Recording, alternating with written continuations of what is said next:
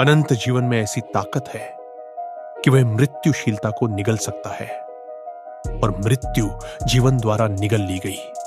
देखो, जीवन ने निगल लिया। तुम जीवन पर इतने बने हुए थे कि जीवन ने मृत्यु पर जीत पा ली। वैसे ही तुम शरीर में इतने जीते रहे कि शरीर ने अनंत जीवन को निगल लिया।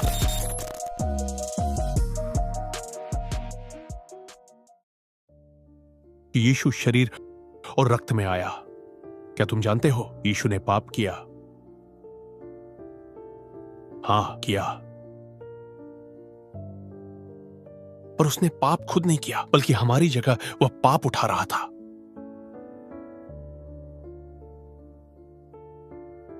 असल में यीशु पर आया पाप किसी भी व्यक्ति के पाप से बड़ा था। क्यों?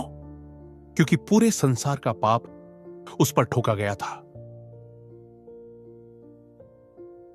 इसलिए यीशु पर जो पाप रखा गया वह किसी के भी पाप से बड़ा था। यूहन्ना 1:29 कहता है, देखो, परमेश्वर का मेमना जो संसार का पाप उठा ले जाता है। इसका अर्थ है पूरे संसार का पाप यीशु पर रखा गया। इसलिए यीशु ने पाप किया, वह हमारे लिए पाप बन गया। यह पाप कर्म से नहीं, इच्छा से नहीं, वह हमारे स्थान पर पाप उठा रहा था। इसका मतलब है यीशु का शरीर पाप के कारण मर सकता था, तो यीशु मर गया। और जब वह मरा, वह नरक में गया। जब वह नरक में गया, वह नरक में विजयी रहा। और जब वह नरक में विजयी हुआ, वह नरक से विजय के साथ बाहर आया। वह कब्र से भी विजय के साथ बाहर आया। वह मृतकों में से जी उठा, और उसके पास शरीर था, लेकिन खून नहीं था। यीशु के पुनरुत्थान वाले शरीर में मानव का प्राकृतिक खून नहीं था, पर शरीर था।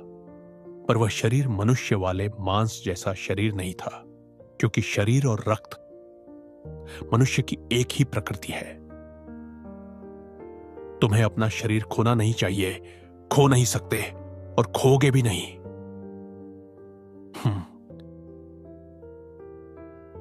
तुम्हारे शरीर से खून खत्म भी हो सकता है जब यीशु का खून तुम्हारी नसों में बहने लगे।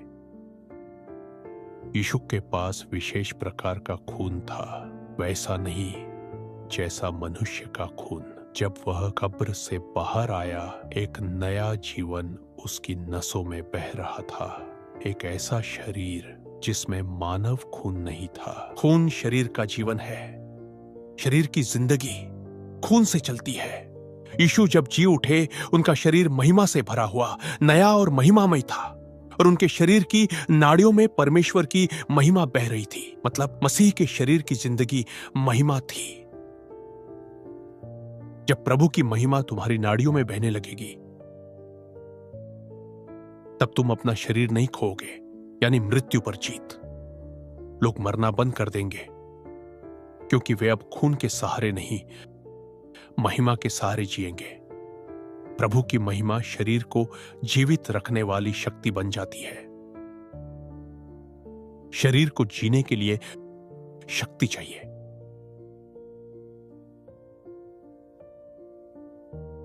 अगर शरीर सिर्फ खून से जी रहा है, तो वह सामान्य मानव शरीर है, मांस और रक्त वाला। अगर तुम्हारे शरीर को जीवन प्राकृतिक खून दे रहा है, तो तुम्हारा शरीर मांस है। लेकिन अगर प्रभु की महिमा तुम्हारे शरीर को शक्ति देती है, तो तुम्हारा शरीर पवित्र आत्मा का घर बन जाता है। महिमामय शरीर। जिस तरह यीशु ने हमारे शरीर और हमारे खून में हिस्सा लिया, उसी तरह हम भी उनके जी उठे हुए विजयी शरीर में हिस्सा ले सकते हैं।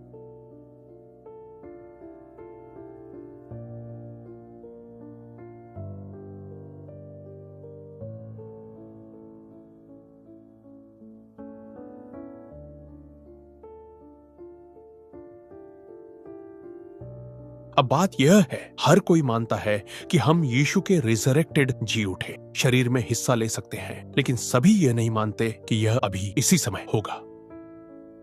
ज्यादातर लोग सोचते हैं शायद भविष्य में होगा,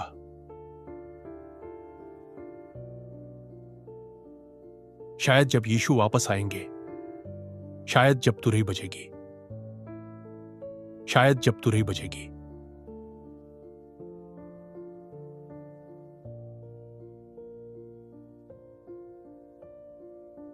नहीं नहीं नहीं, यह अभी भी हो सकता है। यह सब विश्वास से संभव है।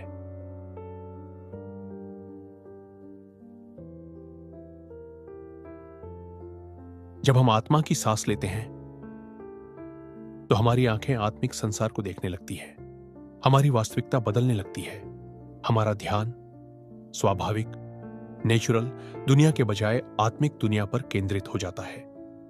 हमारी आंखें चीजें देखती हैं,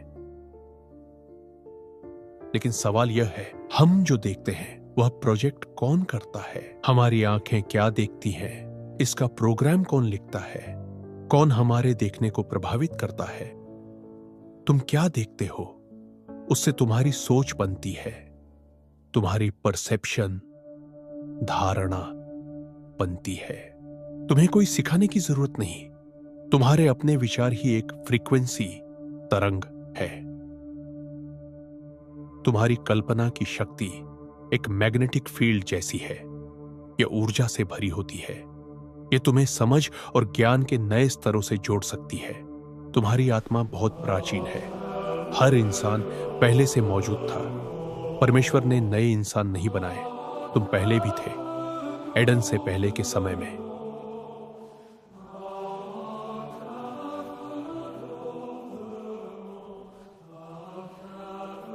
एक दिन ऐसा समय आएगा जब परमेश्वर तुम्हें तुम्हारे पहले के जीवन की यादें वापस देगा। अब भी उसने ये यादें रोक रखी है ताकि तुम्हारे आज के फैसले पुरानी यादों से प्रभावित न हो।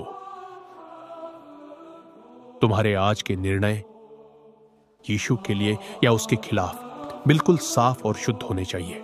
इसीलिए पुरानी यादें हटाई गई हैं।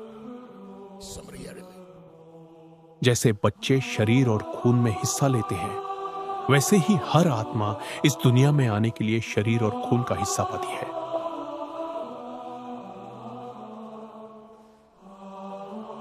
ये दुनिया केवल एक छाया, शैडो है, एक अस्थायी जगह। यहां सिर्फ एक चीज खोजनी है, मसीह को। तुम पैसे, तुम सेक्स या लंबी जिंदगी के लिए नहीं आए हो। तुम यहां सिर्फ एक चीज के लिए आए हो, मसीह को पाने के लिए। 3 चीजें मनुष्य को चाहिए थी और यीशु ने वो तीनों चीजें लाई। 3 चीजें उसने सिर्फ उन्हें लाया नहीं, वो खुद वो तीनों चीजें हैं। वो है मार्ग, वो है सत्य, वो है जीवन। तो पृथ्वी पर 3 ही वास्तविक चीजें हैं, माया से निकलने का मार्ग, इस ऑक्सीजन के भ्रम से बाहर की सच्चाई और जीवन का स्वरूप जो है मसीह। जब यीशु पानी के पास आया, उसने पानी पर चला। अब सवाल है, गुरुत्वाकर्षण कहां थी ग्रेविटी की हकीकत? वो नहीं थी, वो सिर्फ भ्रम थी, क्योंकि यीशु है वास्तविकता। यीशु है हमारा पहला संदर्भ बिंदु, वो है मानक और वो है जिसकी हमें नकल करनी है। हमारी सारी वास्तविकताएं उसी में छिपी हैं। अगर तुम जानना चाहते हो तुम कौन हो, अगर तुम जानना चाहते हो तुम क्या कर सकते हो, तो देखो यीशु की ओर। लेकिन ध्यान रहे, पलपिट पर उपदेशित धार्मिक यीशु नहीं, वो यीशु जो इब्रानियों 12:2 में प्रकट हुआ है। हम दृष्टि लगाए रखें यीशु पर, जो विश्वास का कर्ता और सिद्ध करने वाला है। अब सुनो, कैसे उसने आरंभ किया, कैसे उसने जीवन जिया, कौन सी बातें उस पर घट नहीं सकी। यीशु की ओर देखो, न कि पादरी की ओर, न प्रेरित की ओर, न भविष्यद्वक्ता की ओर, यीशु की ओर जो लेखक और पूर्ण करता है। और सोचो उसने कैसे समाप्त किया। वो कब्र में समाप्त हुआ, पर देखो कैसे उठ गया, कैसे स्वर्गारोहण किया। तो हम उसी तरह समाप्त नहीं हो रहे, नहीं, क्योंकि हमें वही प्रकाश बनना है जिसका उसने कहा, तुम जगत की ज्योति हो। लेकिन हम आज क्यों नहीं चमक रहे? क्योंकि हमने उसकी पूर्णता को नहीं समझा। दुनिया राजनीति नहीं ढूंढ रही, राष्ट्रपति नहीं ढूंढ रही, वे हमको ढूंढ रहे हैं, क्योंकि हम हैं जगत की ज्योति और वे प्रतीक्षा कर रहे हैं, प्रतीक्षा कर रहे हैं कि हम उठे, कि हम प्रकट हो, कि हम वो वास्तविकता बने जो यीशु ने हमें दिखाया था। यीशु मार्ग है, यीशु सत्य है, यीशु जीवन है, और अब समय है कि वो तीनों हमारे भीतर प्रकट हो। अगर यह संदेश आपको आशीष दे रहा है तो इसे शेयर करें, क्योंकि परमेश्वर का वचन जीवन बदलता है।